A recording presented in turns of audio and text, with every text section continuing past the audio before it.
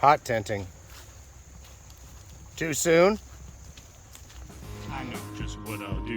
Haul out a goddamn stove. I'm talking about hot together. Yeah, it's the latest craze. Hello everybody and welcome to Backpacking with Buckley.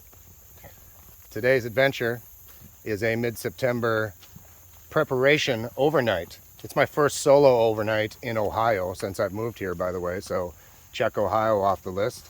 Not doing big miles today, and I'll tell you why. Because everything on my back, despite the obvious weather, is for hot tenting.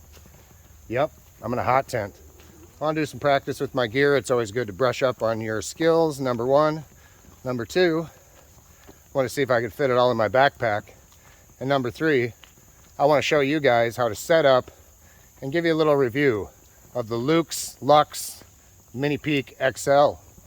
It is my smaller hot tent. I also have a hammock hot tent. But I'm gonna set it up tonight, maybe even burn a fire, take you guys along for the ride. So, I got about 55 pounds on my back, about 3/4 of a mile in, and I'm already dying. So it's time to find a campsite.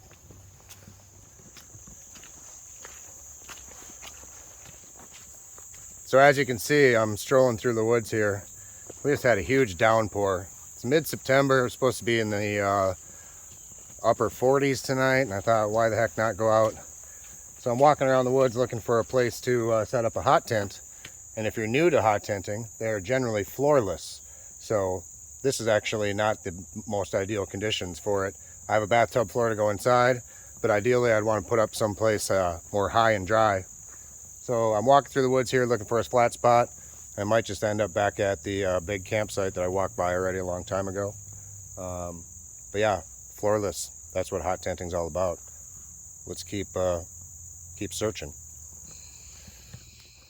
This is the Luxe Minipeak XL. I picked it up last winter on sale in hopes of using it as an ultralight winter backpacking option. This tent is a square tent, teepee style, and is floorless. The first thing you're going to want to do when setting it up is to lay it out square and stake all four corners at a 45-degree angle, leaving the straps as loose as possible. The next step is to raise that roof, you all. Unzip one door and take the pole, which should be 160 centimeters or 63 inches, and insert it into the pocket at the top of the tent. It's pretty easy and self-explanatory to find the pocket, and I'll often use a flat rock like this to prevent the center pole from sinking into the ground. Make sure the pole is centered and adjust it to the right height and tension. Lastly, zip up the doors, stake out the guy lines, and tighten each corner until the desired pitch is reached. Tying out the guy lines not only increases headroom, but also increases your chances of weathering a storm. And that's pretty much it. You've now successfully set up your Luxe Minipeak XL. One of the coolest features of this tent is that each door operates independently, allowing you to open each door up and have full ventilation or have the entire tent enclosed. Wow! That was easy. Alright, so I laid down a ground sheet. I'm in really muddy conditions. I had a choice between grass and super foggy condensation tonight, or hope that it doesn't rain and set up on this like flat washout here. I got a bathtub floor to set up in here. As you can see, the setup for the tent was quite easy. 10 total stakes, if I didn't mention that in the narration, to set it up and fully guy it out. So let's see how the bathtub floor sets up. There are inner tent options, but I chose to go with the 1.5 person bathtub floor. It sets up easy. There are connection points all over the inside of the tent, and there are 4 hooks that you just simply attach and tighten until the bathtub floor stands up. So there you have it. As you can see, it's about a 3-inch bathtub floor. Should keep you dry. I got to tighten up that corner back there, but that's pretty simple. It just hooks to the corners of the tent and can be configured this way and this way. As you can see, as I'm sitting here in the middle of the tent, right where the pole is, obviously, and all around it there is an area where with a Helinox chair you can sit in here comfortably. And since I'm doing that, let's set up the stove.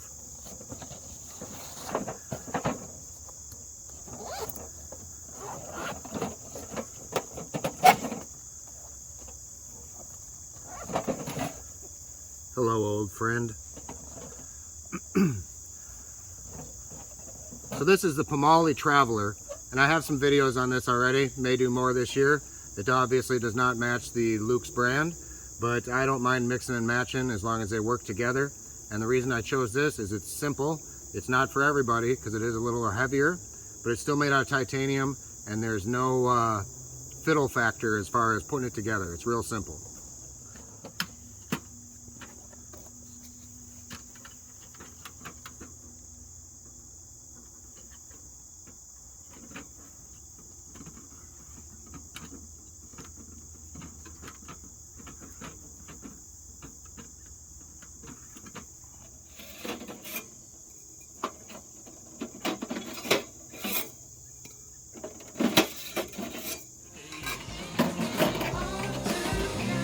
Burned a hole in my coat, and now I'm really broke. You can buy from a cottage shop or built from an ammo can. A lot of weight, a lot of work. Wham bam and thank you, ma'am. You gotta watch out for that smoke, but you gotta love the heat. You can use it to dry your socks or even cook your meat. It's all about ripped a hole in my tin. Now my pipe's all bent. Probably need a pull. And now I'm gonna sew.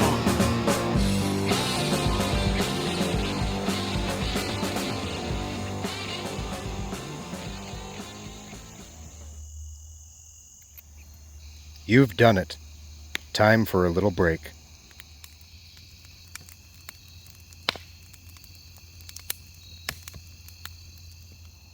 Sun is setting, and I'm about to retire to my first night in the hot tent of the season. But before I go to bed, I thought it would be wise of me to tell you guys some of the cons about Lux. I still to this day have no idea how to actually pronounce it. I probably heard it 15 times and just don't remember. More importantly, the cons. The tent itself is extremely well constructed, reasonably priced, has performed well on several nights, mostly winter, not in September, but I know it's pretty waterproof, and I have a seam sealed version, I think. I don't remember. Check the specs on the website. Anyway, their US distributor is something that I'm not fond of, and that's because I had an experience where I ordered the center pole and it wasn't going to come for like 5 to 6 months or something ridiculous, making the tent useless through the winter season. And I ended up using a one Tigress pole, which also I don't want to talk about that company's customer service, but I digress. The customer service was awful. They got a little snide with me, and I told them I'd like my pole so I could use it throughout the winter season. They said they weren't going to send it to me and just gave me a refund, leaving me with no option to just get the pole in a decent amount of time or any type of solution to the problem. So that and some other issues I've had and heard from friends is one of the biggest things. It would be great if somebody would manage that side of the US distribution or whatever it may be. I believe the company itself is based in Japan, but if somebody could come along and take over the company, it would be an amazing hot tent company. So I'm going to retire to bed. Might show you a little footage of if I start a little fire. It is cool enough out here. It's going to be in the low 50s and beautiful sunset. I might go check out this meadow before it gets dark, and see you soon or later this evening.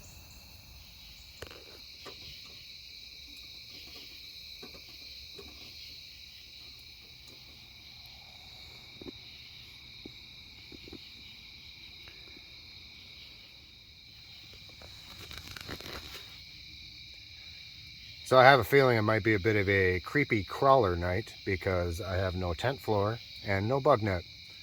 But I don't mind that because the mosquitoes are mostly gone, and so long as I don't get met by some sort of horrible poisonous spider, I should be fine, right?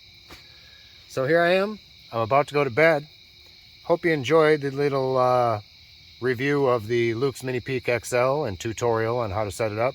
It's really pretty simple to do. It's ultra lightweight, well constructed, and has really stinky customer service. So no product can be perfect, right? Also, hope you enjoyed the little preview of the Pomoly stove. I have some videos on my channel if you want more details, and may do more this year. So looking forward to winter. It's a great time to get outside because winter is not that fun unless you make it fun. That's really all I have to say today. Hope to see you real soon. And without further ado, be yourself. Be happy. We'll see you on the next adventure. Now get out of my tent. Light it up.